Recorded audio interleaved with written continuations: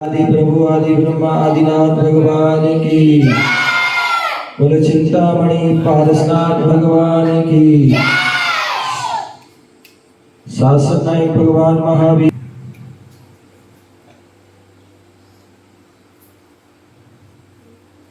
एक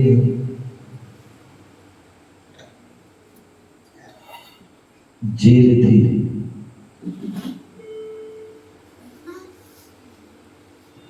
और उस जेल में एक कैदी आया।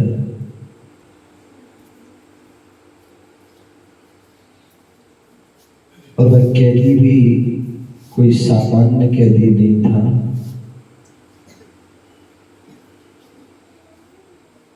विशेष कैदी था। और विशेष कैदी क्या, जिसे फांसी की सजा दी गई थी। फांसी की सजा दी गई थी उसे। ऐसा वह कैदी जब फांसी की सजा दी गई उसे, फांसी की तारीख, फांसी का समय और फांसी का स्थान सब निश्चित हो गया। इतनी तारीख को इतने बजे और इस स्थान पर तुम्हें फांसी दी जाएगी। और जैसे उस फांसी देने का समय निकट आया, एक दिन पूर्व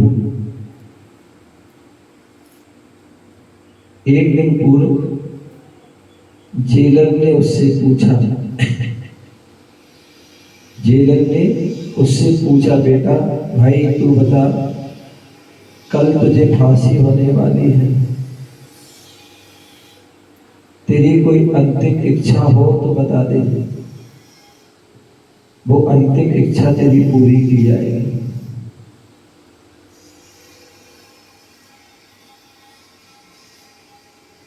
उस व्यक्ति ने कहा, आप मेरी अंतिम इच्छा पूरी करोगे? बोले हाँ, कोई भी तुम्हारी अंतिम इच्छा हो वो पूरी की जाएगी, केवल फांसी बदल नहीं सकती। फांसी को छोड़ करके कोई भी इच्छा करोगे तुम्हारी वो पूरी की जाएगी। बोले बताओ तुम्हारी क्या इच्छा है? उस कैदी ने बड़े अपने भाव से उसने कहा कि मैं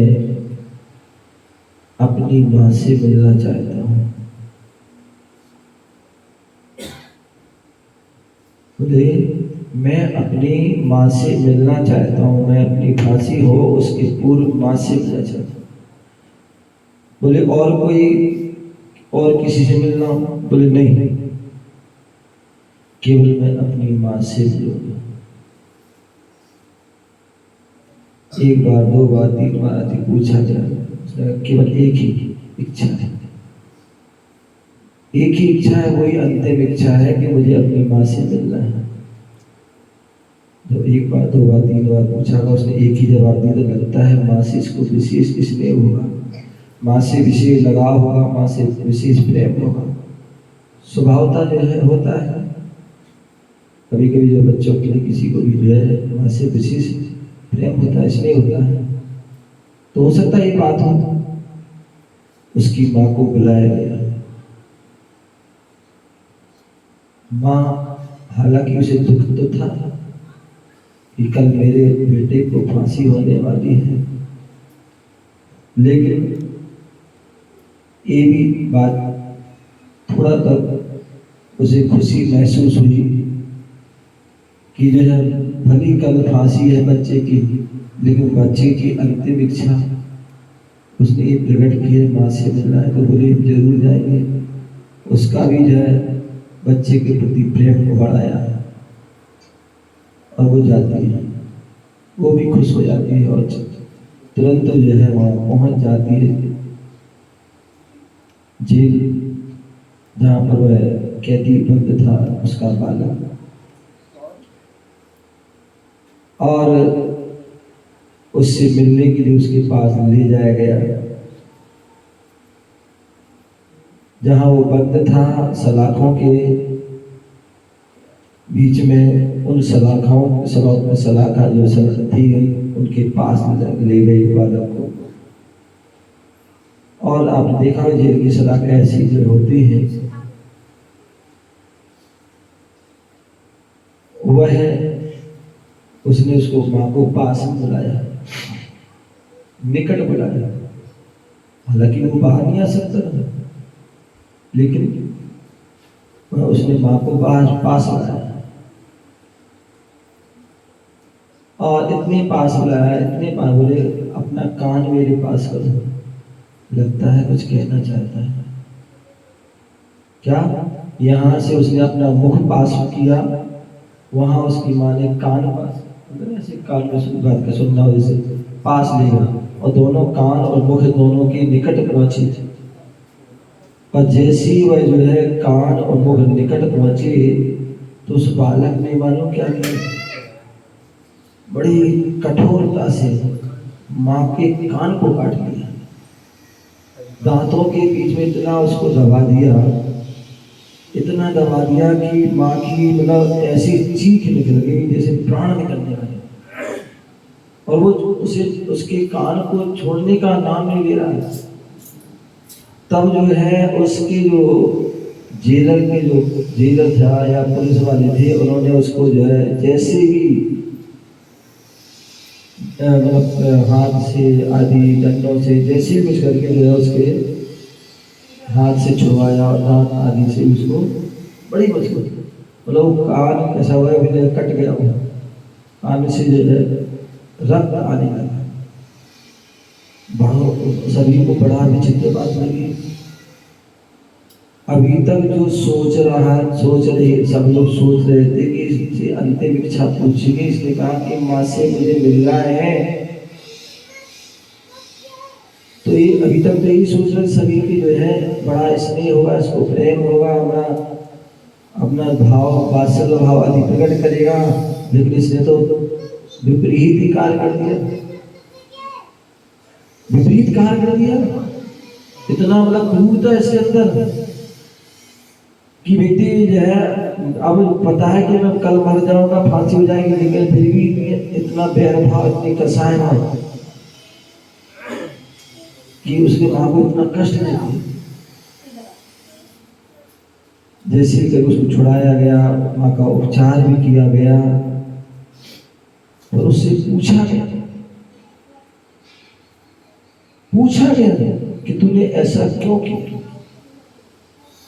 तूने माँ के लिए ऐसा क्यों किया, इतना तुझे फांसी होने वाली है और तुझे ऐसे मतलब बुरे भाव, दुर्भाव, खोटे भाव, इतने जो है हिंसक भाव क्यों? तब उसने है कैदी ने कहा, बोले जेलर साहब, बोले आज मैं इस मुकाम तक पहुंचा हूं, आज मैं इस मुकाम तक पहुंचा हूं, आज जो जेल में बंद हूं, अथवा जो मैं फांसी की सजा कल होने वाली है, यहां तक जो मैं पहुंचा हूं, उसका कारण एक माँ है, उसके कारण एक माँ है। बोले क्या मतलब, माँ कारण क्यों है? तो उसने कहा कि जैसे बच्चे जो है स्कूल आते हैं, ऐसे मैं भी स्कूल गया।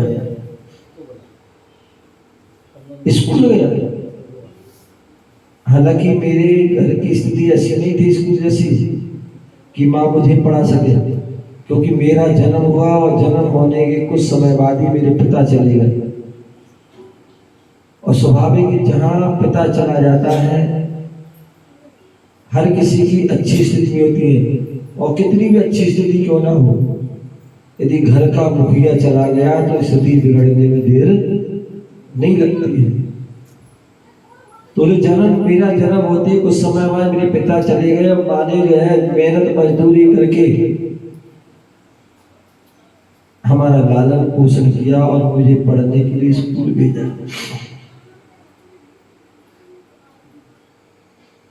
अब स्कूल तो भेज दिया, मैं पढ़ने गया। अब स्कूल में बच्चे तो सभी प्रकार के आते हैं, कुछ पढ़ने वाले भी आते हैं, कुछ उद्यम करने वाले आते हैं, खेल कूद करने वाले आते हैं, कुछ लड़ने झगड़ने वाले आते हैं, कुछ और कार्य भी करते हैं।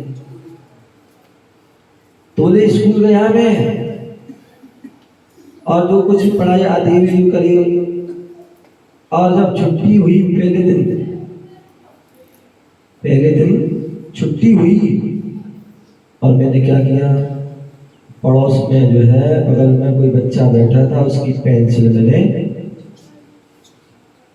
चुरा ली और घर लेके आ गए। और मैं माँ को दिखा रहा, माँ मैं स्कूल आया हूँ, देखो ये पेंसिल। वो बड़ा खुश हो रहा है, लेकिन माँ इतनी बिजी थी अपने कार्यों में, ममता जी वह इतनी बिजी थी कि वह जो है उस बात पर उसने ध्यान नहीं दिया कि भाई तू कैसे लाया, कहाँ से लाया, किसकी पेंसिल है, कुछ पूछना उसने जो है जरूरत नहीं समझी। बच्चा खुश है तो वो भी खुश है, क्योंकि गरीब आदमियों के जो है कब ऐसी मौका मिलते हैं कि व्यक्ति स्वयं खुश हो और बच्चा खुश। तो बच्चा खुश है तो बोले हम भी खुश, माँ भी खुश हो जाती है और उस बात को नजरअंदाज कर देती है। और जब वो नजरअंदाज कर देती है तो उस बच्चे को सह मिल जाती है कि मैं खुश हूँ, माँ भी खुश है, माँ ने कुछ नहीं कहा तो लगता है मैंने अच्छा कार्य किया। अगले दिन पुनः उसने क्या किया कि कल पेंसिल ले गया था, आज उसने जो है किसी का पेन चुरा लिया। और ऐसे करते करके किसी किताब, किसी की डायरी, किसी का बैग, किसी का टिफिन, कुछ ना कुछ करने लगा। और माँ उस पर ध्यान नहीं देती। धीरे धीरे अब उसमें व्यक्ति का लालच बढ़ जाता है। क्या होता है? लालच बढ़ जाता है। कहाँ पेंसिल, कहाँ बस्ता तक पहुंच जाता है। जब ये सब उसमें मिल जाते, खुद होता है, तो फिर उसके मन में आती, जब बिना कुछ किए हमें ये सारी वस्तु मिल जाती हैं तो मेहनत करने की जरूरत क्या है? अब कुछ कमाने की आवश्यकता क्या है? तो अब जो है अभी तक तो स्कूल में पेंसिल, कॉपी, डायरी, बैग आदि ही चुराता था। अब जो है अब स्कूल में ही करता था, अब तो जो है अड़ोसी पड़ोसी के भी जो मिल गया सो क्या नजर चुराई और लेके आ गया। कितने ऐसे लोग होते हैं कि अपने अड़ोसी के पड़ोसी के जाते हैं और लोग उनको अड़ोसी पड़ोसी समझ कर ध्यान नहीं देते, और कोई वो मौका देखते ही जो वस्तु अच्छी लगती उठा के ले आते। और ऐसा करते करते जो है अब तो वो क्या हो गया, पक्का चोर बन गया। चोर बन गया। स्कूल में चुराता था, घर में चुराने लगा, यहाँ वहाँ चुराने लगा, और अभी तक दिन में चुराता, रात को भी चुराने लगा। सातिर चोर बन गया, सातिर चोर, और वही चोरी करने लगा। लालच एक ऐसी चीज है, वो बढ़ती ही चली जाती है, कम नहीं होती। वह चोरी करने में इतना जो है परफेक्ट हो गया कि कहीं किसी समय भी चोरी करता और पकड़ा जाता। लेकिन कहते हैं 100 सुनार की और 1 लोहार की, कितनी तुम बच लो, एक ना एक जो है पकड़े। तो वह जो है चोरी करते करते उसे परफेक्ट हो गया, डेली उसका जो है चोरी करने का काम अपना उसका फिक्स हो गया। एक दिन वह क्या है, एक नगर के सेठ आदि के यहाँ चोरी करने को जाता है। चोरी करने के बाद भागता है, और जैसे ही भागता है तो उसकी जो सेठ था, सेठ की जो है पूरी व्यवस्था थी, जो क्या बोलते हैं द्वारपाल आदि, गार्ड आदि, बॉडीगार्ड आदि जो उसके लगे हुए थे रक्षा सुरक्षा में, उसने उसको पकड़ लिया। और जैसे ही पकड़ लिया, अब वो सोचता है कि अब तो मैं पकड़ा जाऊंगा, तुम्हारा दंड होगा, ये होगा, क्या किया जाए। उसने जो है, जिसने उसको पकड़ा था, उसने अपने जो अंदर से जा चोर ने हथियार, क्योंकि चोर चोरी करने गया था, और चोरी करने गया था, वो पूरे अपने हथियार लेके गया, अपनी रक्षा के लिए अपने हथियार लेके गया।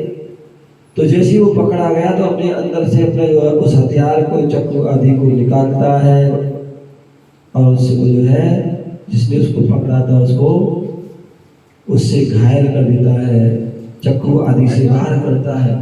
और एक बार ही अनेक बार वार करता है, और इतना वार करता है कि जो है उसके हाथ की पकड़ छूट जाती है और वो भाग जाता है।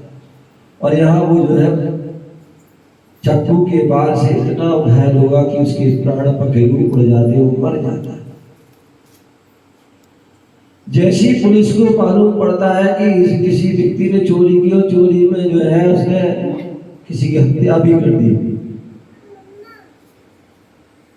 तो वह सब पुलिस सब देखती है, देखने के बाद उसको पकड़ती है, और पकड़ भी लिया जाता है, पकड़ भी उसको लिया जाता है, और पकड़ लिया जाता है, और उसके लिए जो है अदालत में आदि में उसका केस चलता है। केस चलने के बाद उसको जो है सारी गवाह, सारे सबूत उसके जो है विरोध में थे, और उसे जो है फांसी की सजा दी जाती है,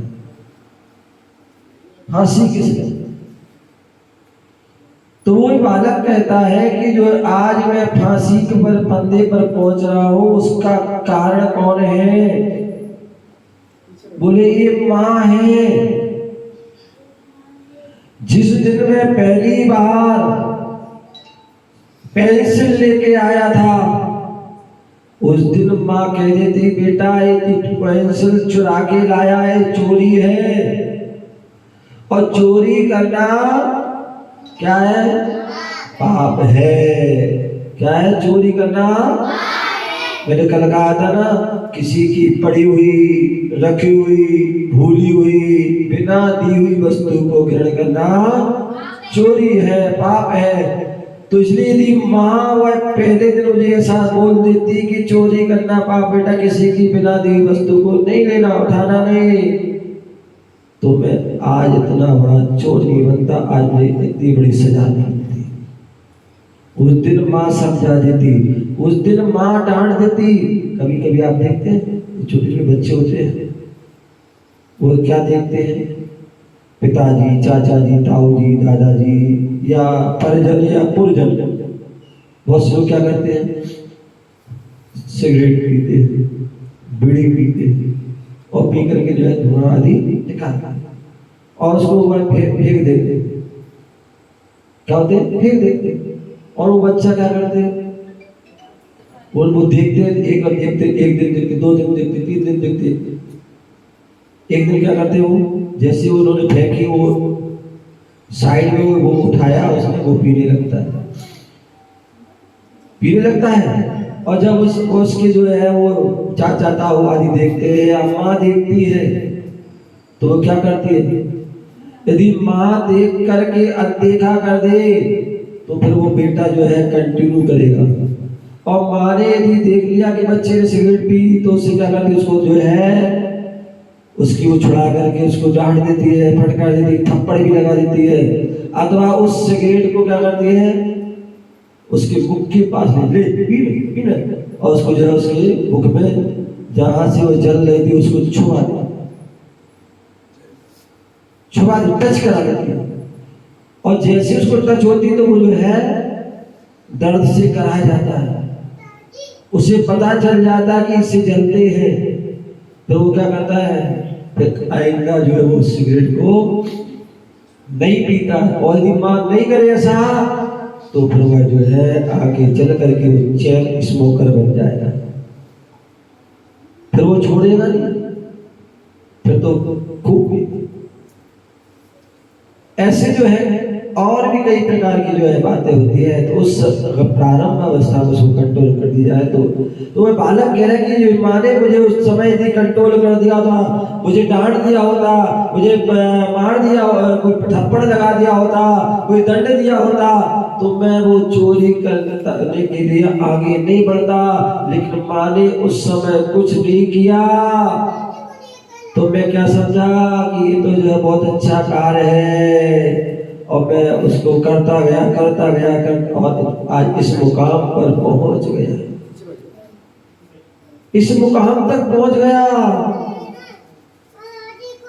हाँ हाँ, ले आओ ये बहुत अच्छी, ये संस्कार बहुत अच्छे, गुड बॉय, ये अच्छे संस्कार है।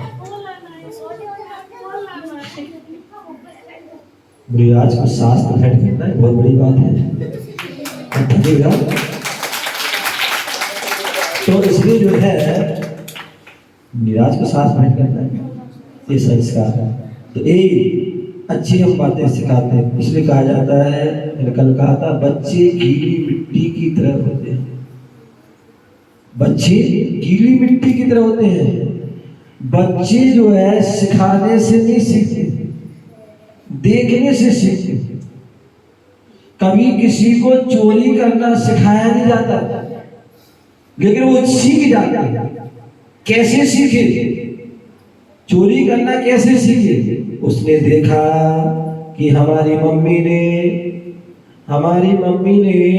पापा की जेब के पर्स निकाला और पर्स में से कुछ नोट निकाले और पर्स में से रख दिया। उसने देख लिया, अब वो क्या कर रहा है, अगले दिन वो मौका देख करके या तो पापा के पर्स में से निकालेगा, अथवा मम्मी ने पैसे निकाले थे और निकाल कर कहाँ रखे थे, आटे के डिब्बा में, दाल के डिब्बा में, कि चावल के डिब्बा में, कौन से डिब्बा में, कौन से उसमें अलमारी रखे थे, वो देख लेता है और वो मम्मी के उसमें से निकाल लेता है। ये किसने सिखाया है? माँ ने सिखाया। अथवा पिताजी घर में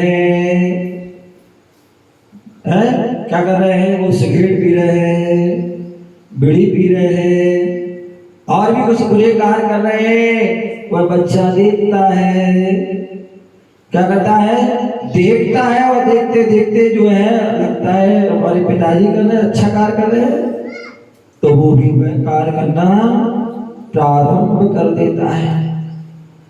माली जो है घर पर पिताजी है और कोई आया, बोले पिताजी घर पर है क्या, फलाने व्यक्ति घर, बोले उनसे बोलते कोई आया तो नहीं है। तो क्या हुआ, जैसा उसको बताया वैसा उसने कह दिया, लेकिन वह झूठ बोलना सीख गया। किसने सिखाया? तुम। मालूम पड़ा घर में जो है माता पिता की आपस में झगड़ा हो गया, लड़ाई हो गई, और वहां तू में हो गई, गाली गलौज हो गई, और गाली गलौज पता नहीं कहां तक पहुंच गया। वो उस बालक ने उस गालियों को सुना, क्या गालियों को सुना, और सुन करके जो है वो भी गाली देना प्रारंभ कर देता है। ये किसने सिखाया? हमने सिखाया। इसलिए कहा जाता है जो माता पिता होते हैं, बड़े बुजुर्ग होते हैं, वो चाहते हैं कि हमारे पुत्र पुत्रियां संस्कारित हो, तो बोले हमें स्वयं पहले संस्कारित होना होगा। यदि हम संस्कारित होंगे तो हमारे बच्चे भी संस्कारित होते हैं। हम चाहते कि हमारा बेटा धर्मात्मा हो, तो पहले हमें स्वयं धर्मात्मा बनना होगा। हम धर्मात्मा नहीं बने और बच्चे को धर्मात्मा बनाना चाहे तो कभी नहीं हो सकता। कई बार देखते हैं माँ अपने बच्चे को मंदिर लेके आती है, माँ अपने बच्चे को मंदिर लेके आती है। रजनी ये भी अपने बच्चे को मंदिर लेके गई। एक दिन छोटा सा था, 2 महीने 3 महीने का था, मंदिर ले गई। अब वह मंदिर जैसे लेके गई, उसने दर्शन किए, भगवान को नमस्कार किया। अब वो उसने क्या किया, बच्चे को भी बोला नमस्तु करो, नमस्कार करो। अब वो तो क्या पता, तो उसने क्या किया, उसको लिटा दिया। क्या कर दिया, जमीन में लिटा दिया। अब वो लेटा हुआ खेल रहा है, कूद रहा, तो उसने मुंडी पकड़ी उसकी सिर और उसको झुका था, ऐसे करो, ऐसे करो। ठीक है, 1 बार 2 बार 3 बार ऐसा किया। अब वो बालक भी समझदार, वैसे ही घना समझदार का बालक तो वैसे है। तो उसने क्या किया, अब माँ मंदिर जैसी ले गई, माँ ने जैसी लिटा, अब माँ गर्दन पकड़े उसकी, वो पहले झुका देता, पहले ही झुका देता। क्यों, उसे पता है कि माँ झुकाएगी, तो उसे झुकाना प्रारंभ कर दिया। अब वो स्वयं करने लगा। अब वह बालक थोड़ा बड़ा हुआ, समझदार, थोड़ा देख रहा है माँ मंदिर जा रही है तो वो भी जा रहे, वो माँ हाथ जोड़ रही तो वो भी जोड़ने लगता है। कई बार तो ऐसा होता है, वो माँ को देख रहा है, माँ भगवान को देखकर नमस्कार करे, वो माँ को देख करके नमस्कार किसको कर रहा है, माँ को ही कर देता है, क्योंकि माँ को देख रहा है। माँ जो है डिब्बी में से चावल निकाल के चढ़ा ऐसे करके कर रही है, वो अपना अर्घ पढ़ रही है, लेकिन उसे नहीं पता है। और वो भी क्या करता है, वो माँ जैसे करता है और वो चढ़ा देता है। अब माँ ने जो है बैठ करके खड़े होकर के ऐसे से माला फेरने लगी, नमोकार में पढ़ने लगी, लेकिन उसे नहीं पता क्या कर, वो भी ऐसे ऐसे करने लगा। माँ ने जो है निर्माणी खोल के कुछ पढ़ने लगी, पूजा पाठ स्तोत्र पाठ, उसे नहीं पता क्या है, वो भी जो है पढ़ने लगा। माँ ने ऐसे ऐसे हाथ में उंगली फेरी तो वो भी ऐसे ऐसे उंगली फेरने लगा। माँ ने माला उठा ली, वो जपने लगी, और वो भी उसे पता नहीं लगी, फिर वो भी ऐसा। ये सब क्या है, जो बातें देख रहा है वो बालक वो कर रहा है। तो इसलिए कहते हैं कि हम चाहते हैं कि हमारा बच्चा अच्छा बने, तो हम उसके सामने अच्छे अच्छे कार्य करें, और अच्छे अच्छे कार्य करोगे तो बालक बालिका जो है अपने आप वो सीख जाएगी, फिर उसे सिखाना नहीं पड़ेगा। बोले हम चाहते कि हमारा पुत्र पुत्री हमें बुढ़ापे में मंदिर ले जाए, प्रभु की दर्शन कराए या तीर्थ यात्रा कराए, तो उसके लिए हमें क्या करना होगा। बोले हम छोटे, हमारा जो बच्चा है उस बच्चे को जो है, छोटे बच्चे को उंगली पकड़ करके मंदिर में लेके आए, उंगली पकड़ के हम जो है गुरुओं के पास ले जाए, उनको जो है तीर्थ यात्रा आदि पर ले जाए। ध्यान रख लो, यदि ऐसा आप करते हो अपने बच्चों के साथ, उनको ले जा करके मंदिर ले जाते हो, गुरुओं के पास ले जाते हो, वही बच्चा बड़ा होकर के तुम्हारे लिए, तुम जब वृद्ध हो जाओगे, बेटा हमें मंदिर जाना है, वह मंदिर ले जाएगा, वह आपके लिए जो है गुरुओं के पास ले जाएगा, तीर्थ स्थान पर ले जाएगा। और यदि आप मंदिर नहीं ले गए उस बच्चे को, गुरुओं के पास नहीं ले गया, तो ध्यान रखना वही बच्चा जब बड़ा हो जाएगा तो तुम्हें जो है वृद्धाश्रम में छोड़ के आएगा, फिर वह तुम्हारे लिए तीर्थ यात्रा नहीं कराएगा, दर्शन नहीं कराएगा, अभी तो वृद्धाश्रम। तो इसलिए हमें चाहिए कि अपने जीवन को श्रेष्ठ बनाना चाहते हैं, अपना जीवन सुखमय बनाना चाहते हैं अपने जीवन में, तो उसके लिए हम पहले स्वयं संस्कारित हो और अपने बच्चों को संस्कार करेंगे, तो निश्चित ही आपका जीवन भी श्रेष्ठ बनेगा और उनका जीवन भी श्रेष्ठ बनेगा, तुम्हारा जीवन भी सुखमय बनेगा और उनका जीवन भी सुखमय बनेगा। इसी भावना से जय गुरु महावीर भगवान की। बोलिए गुरुवर श्री